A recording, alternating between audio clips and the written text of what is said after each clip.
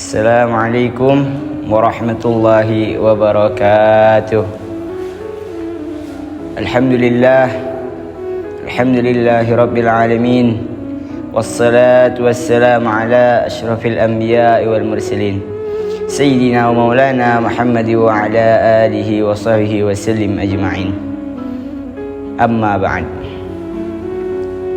Dari beberapa keutamaan yang Allah berikan kepada kita, ada satu keutamaan yang mana keutamaan ini ialah keutamaan yang sangat dahsyat, keutamaan yang sangat besar.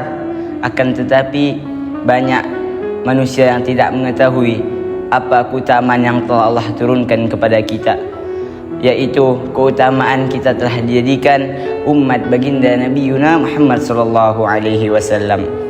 Jangankan di kalangan umat, di kalangan Nabi saja merasa iri dengan adanya umat Nabi Muhammad sallallahu alaihi wasallam, yang mana dijelaskan di dalam kitab Fawaidul Mukhtar, yang mana Nabiullah Musa alaihi salam berkata, "Inni ajidu fil alwah."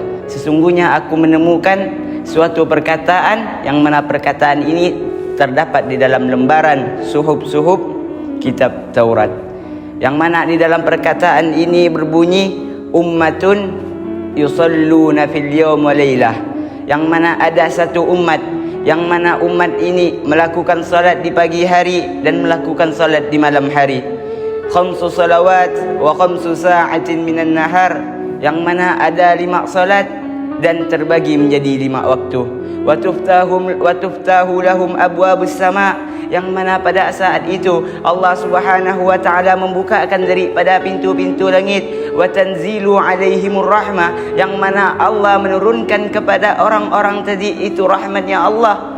Akan tetapi Nabi Musa berkata, wa ja'alhum ummati, yang mana Nabi Musa berharap itu adalah umat beliau. Apa kata Allah? La hum ummatu Muhammad. Tidak wahai Musa, mereka adalah umat Nabi Muhammad.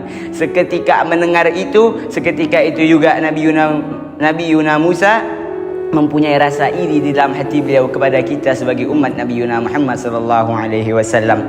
Tentu di dalam diri kita sebagai umat Nabi Muhammad sallallahu alaihi wasallam, di dalam jiwa kita ingin mendapatkan daripada syafaatnya Rasulullah, yaitu pertolongan Rasulullah di dunia maupun di akhirat kelak.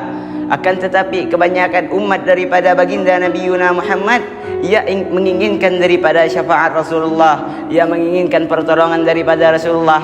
Akan tetapi ia tidak melakukan usaha, ia tidak melakukan hal-hal yang menyebabkan mendatangkan syafaat ada di dalam diri mereka. Ini adalah hal yang sia-sia.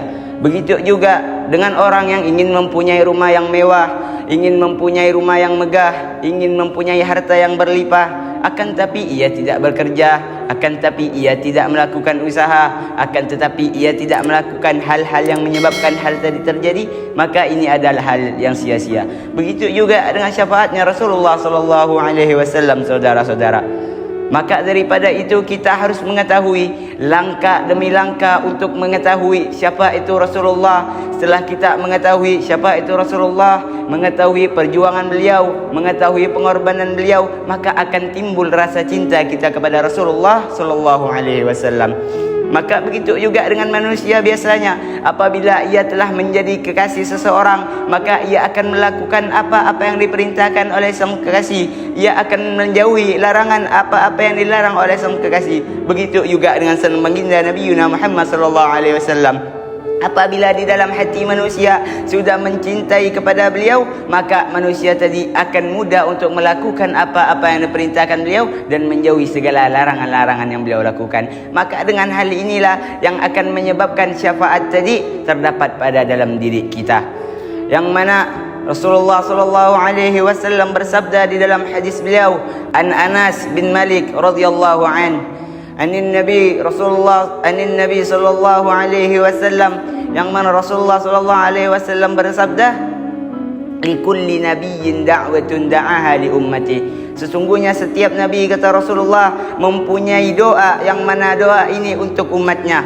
Inni ikhtaba'tu da'wati li ummati syafa'atan yaumal qiyamah. Sesungguhnya aku menyimpan doaku, kata Rasulullah, untuk umatku syafaat nanti di akhirat kelak. Hadirin yang dirahmati oleh Allah Subhanahu wa taala.